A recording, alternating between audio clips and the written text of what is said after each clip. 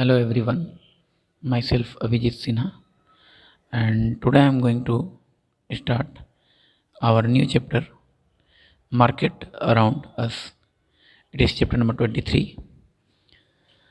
In this chapter, we have to read about the markets, types of markets, and how market relate with or how market affect with. And in this chapter, we also read about the freedom of market or how democracy is related with market.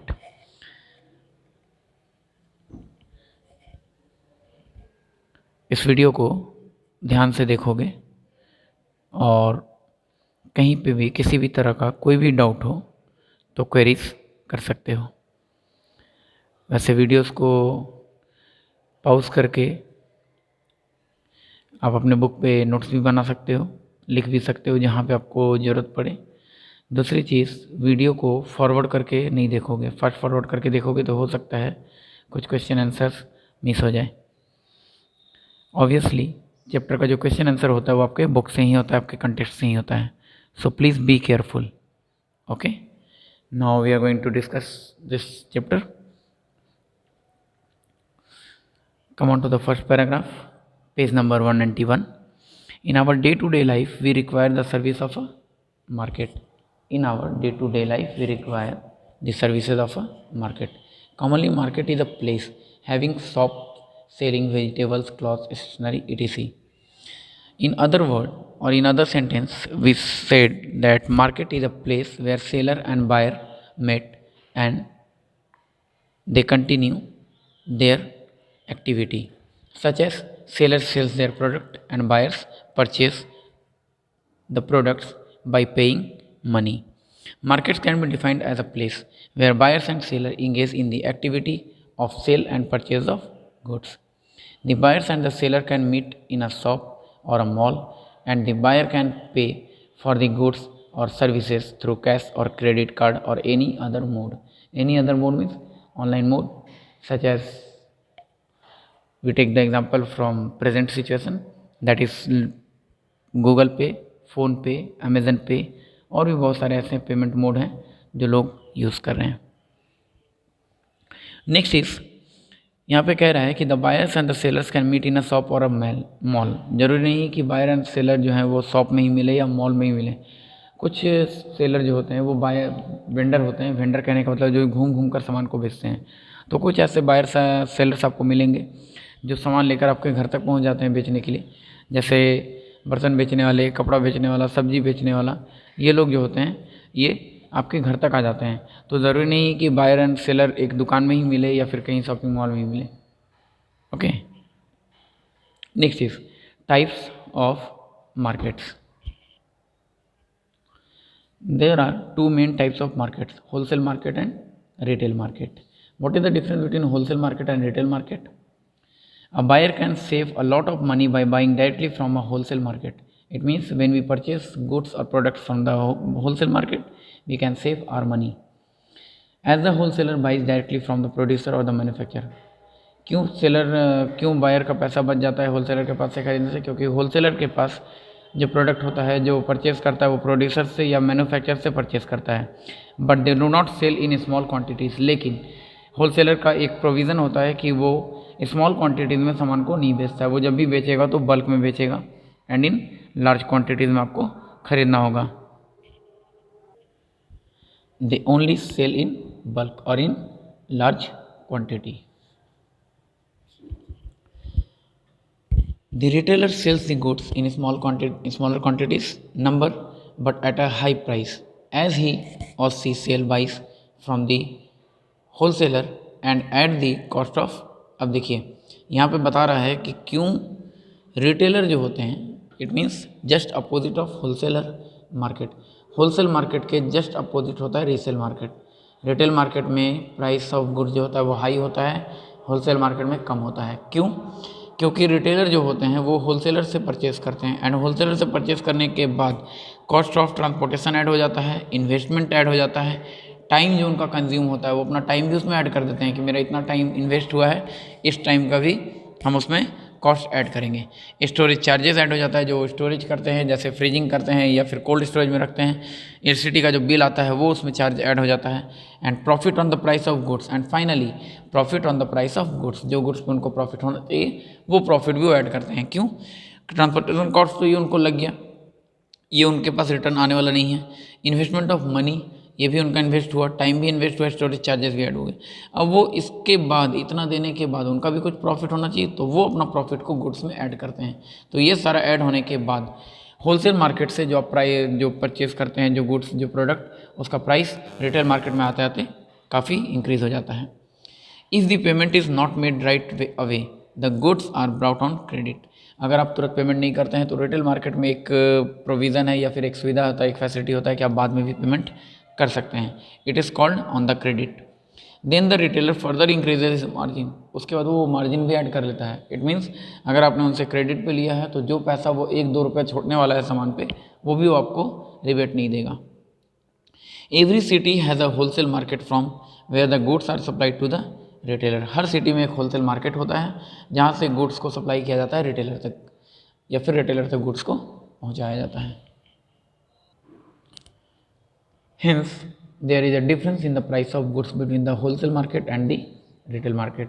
इस तरह से जो price of goods होता है उसमें wholesale market और retail market में काफ़ी डिफरेंस होता है। The more people involve in the chain means addition in the cost of a commodity at every level. बहुत सारे लोग इसमें इंक्लूड होते हैं या फिर ऐड होते हैं। Cost of commodity at every level कैसे? ट्रांसपोर्टेशन कॉस्ट है तो ट्रांसपोर्ट करने के लिए जो ट्रांसपोर्टर लोग लगते हैं वो ऐड होंगे। इन्वेस्टमेंट ऑफ मनी, जो इन्वेस्टर हैं वो ऐड होंगे। नेक्स्ट ये स्टोरिंग चार्जेस के लिए जो वर्कर लगेंगे उनको सामान को स्टोरेज तक ले जाने के लिए वो ऐड होगा। तो इस तरह से बहुत सारे लोग इसमें इंक्लूड होते हैं या फिर उनको एम्प्लॉयमेंट मिलता है, ये भी कह सकते हैं। Next is they all have to make profit at every level to pay their investment, man power, premises and storing facilities ETC। Premises it is compound जहाँ पर स्टोर करके रखते हैं। स्टोरिंग फैसिलिटीज़, जो स्टोरिंग फैसिलिटीज़ लगता है जैसे fridge का ज़रूरत होता है या फिर इलेक्ट्रिसिटी लगता है। Next is level of their investment, जो उनका इन्वेस्टमेंट होता है। एंड मैन पावर, जो उनको मैन पावर लगता है या फिर जो वर्कर इन्वॉल्व होते हैं वो। Next is the price of goods in a market is determined by the factors like demand by the buyers or consumer. Buyers and consumer it is same thing, or it is also known as customer. Supply by the farmers, manufacturers or producers, etc. The demand for a good is the demand for a goods, यहाँ पे goods होगा not good. The demand for a goods is defined as an amount of commodity for which people are willing to pay and buy. It means the price of goods in a market is determined by the factors. Market में commodities का price कैसे fix होता है या goods का price कैसे fix होता है, ये डिटरमाइंड होता है only because of the demand of buyers and consumer. Consumer and buyer का अगर डिमांड हाई होगा तो ऑब्वियस प्राइस जो होगा वो इंक्रीज़ होगा, सप्लाई भी इंक्रीज़ होगा। Supply by the farmers and manufacturers. The demand of goods is defined as the amount of commodities for which people are willing to pay or buy. Supply of goods is the quantity that suppliers are willing to put in the market. Supply of a good is the quantity. Supply वो quantity होता है that is suppliers are willing to put in the market, जो कि supplier market में put करता है according to demand. When this price of a goods rises, जब price goods का प्राइस राइज होता है, बढ़ता है, द सप्लाई ऑल्सो राइजेस, तो सप्लाई भी बढ़ेगा। ऑब्वियस किसी चीज़ का अगर हम डिमांड करते हैं तो हमारे डिमांड को पूरा करने के लिए उसका सप्लाई को बढ़ा दिया जाता है। And when the price goes down the supply also goes down. It means vice versa, supply बढ़ेगा, सॉरी डिमांड बढ़ेगा तो सप्लाई बढ़ेगा, डिमांड अगर घटेगा तो सप्लाई भी डिक्रीज़ होगा। लेकिन सप्लाई डिक्रीज़ होगा तो उसके साथ साथ प्राइस भी डिक्रीज़ करना होगा। प्राइस डिक्रीज़ क्यों करेंगे? ताकि डिमांड फिर से इंक्रीज़ हो सके। During the British period the farmer वे are forced to grow cotton.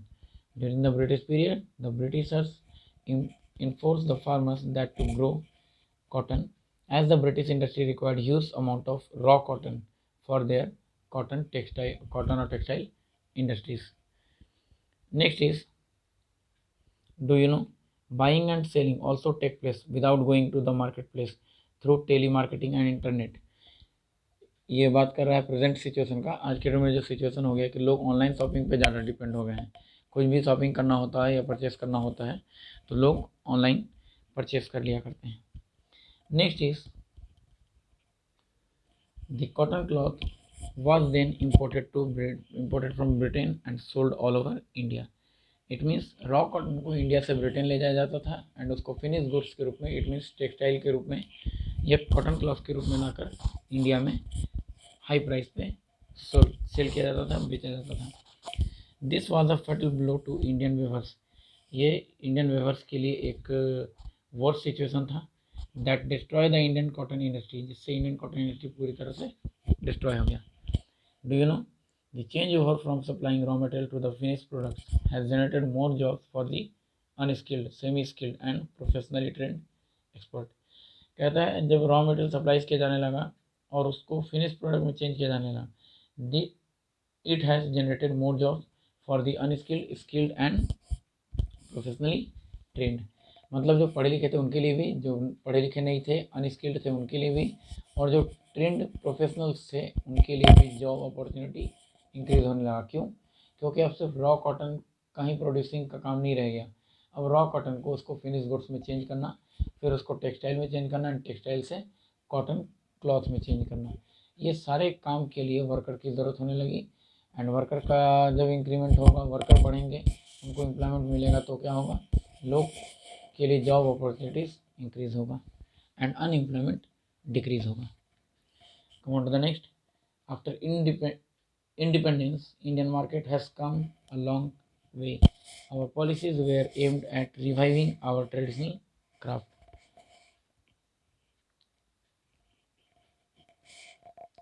Setting up of and safeguarding Indian industries. Hence, in place of cotton as a raw material, the export of cotton cloth was encouraged. कहता है पहले raw cotton का demand ज़्यादा होता था, अब cotton cloth का demand होने लगा। मतलब जिस जगह पे रॉ कॉटन का लोग डिमांड करते थे, अब कॉटन क्लॉथ का डिमांड करने लगे in place of raw cotton.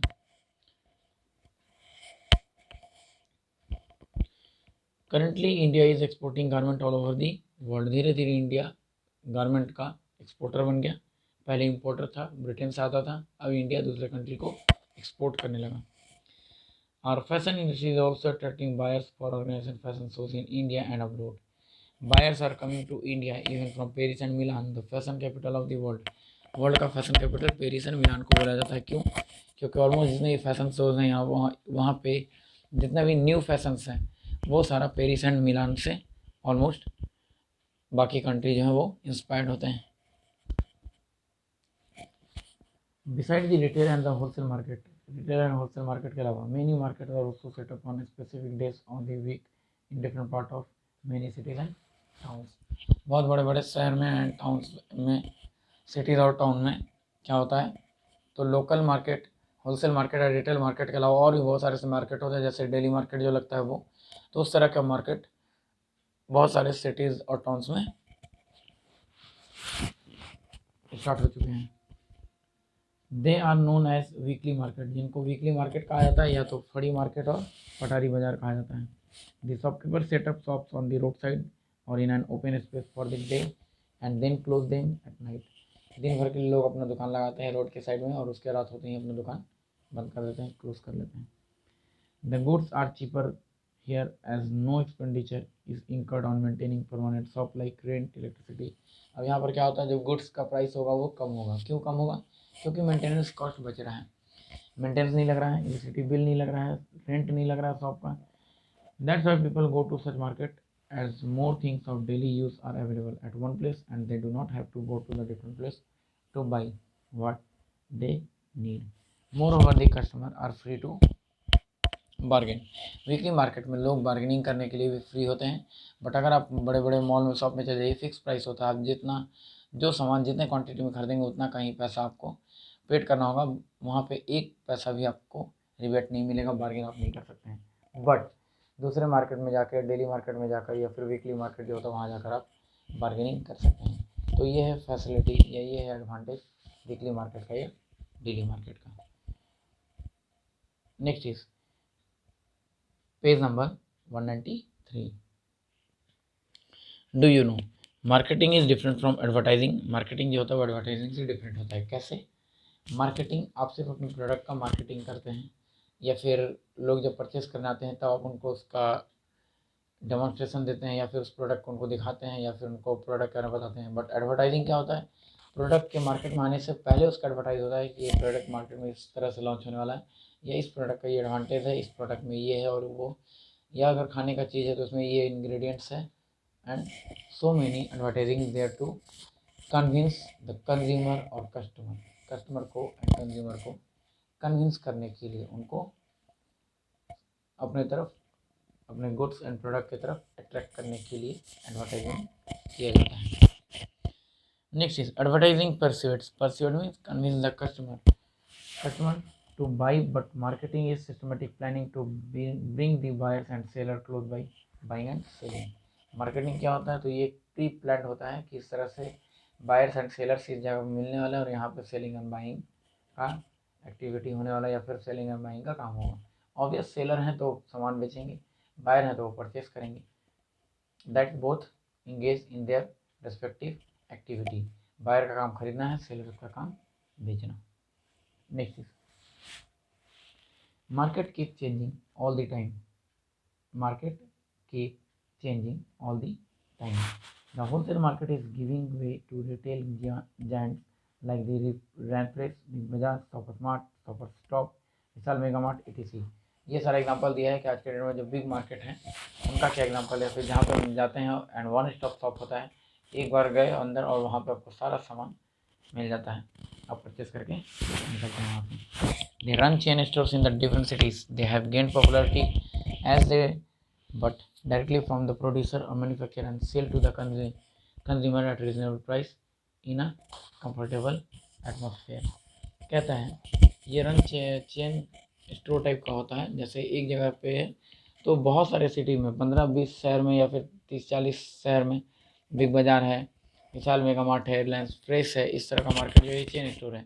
अब ये क्या करता है? ये सीधा होलसेलर से सामान को उठाता है, रिटेलर से उठाता है, होलसेलर से या प्रोड्यूसर से या मैन्युफैक्चर से उठाता है, जहाँ से इसको कम रेट में जो सामान मिलता है और ये कंज्यूमर को उसको कम रेट में प्रोवाइड भी करता है या फिर रिजनेबल रेट पे देता है। Most people prefer shop in the neighbourhood for their day to day requirement as they can visit them any time. कहता है लोग किसी भी जगह per day to day requirement के लिए कभी भी उस तरह के शॉप में विजिट कर सकते हैं। एंड ऑब्वियस जो प्राइस पे वो आपको अवेलेबल कराते हैं वो रीजनेबल होता है। रीजनेबल कहने का मतलब जो प्राइस आप अफोर्ड कर सकते हैं आफ्टर गिविंग रिलैक्सेशन और after giving some discount. Next is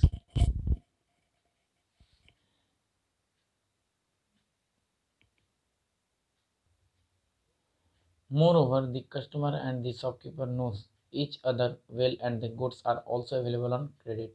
कहता है जहाँ पे शॉपकीपर एंड बायर्स एक दूसरे को जानते हैं वहाँ पे क्रेडिट जैसा काम होता है। क्रेडिट कहने का मतलब है कि आप सामान ले लिए एंड क्रेडिट अकाउंट पे उसको कंटिन्यू कर दिए, मतलब लिखवा लिए, मंथ में एक बार पैसा जो भी होगा वो आप उनको देंगे। ऐसे में क्या होता है, जो सेलर होता है वो जब देखता है कि महीने में उसको एक बार पैसा मिलने वाला है तो जहाँ वो आपको डिस्काउंट करने वाला था वो डिस्काउंट का जो रेशियो होता है वो कम हो जाता है, परसेंटेज जो होता है वो कम हो जाता है। So the payment can be made at a later date as per the convenience of the customer. इस तरह से पेमेंट आप लेटर डेट पे कर सकते हैं as per the convenience of the customer. आज के वीडियो में इतना ही। नेक्स्ट वीडियो में हम लोग मार्केट एंड डेमोक्रेसी देखेंगे। ओके, तो वीडियो को अच्छे से देखोगे एंड जहाँ नहीं समझ में आया होगा वहाँ पे फिर से पॉज करके एंड फिर से रिवाइंड करके देख लेंगे। ठीक है, okay, thanks to all of you.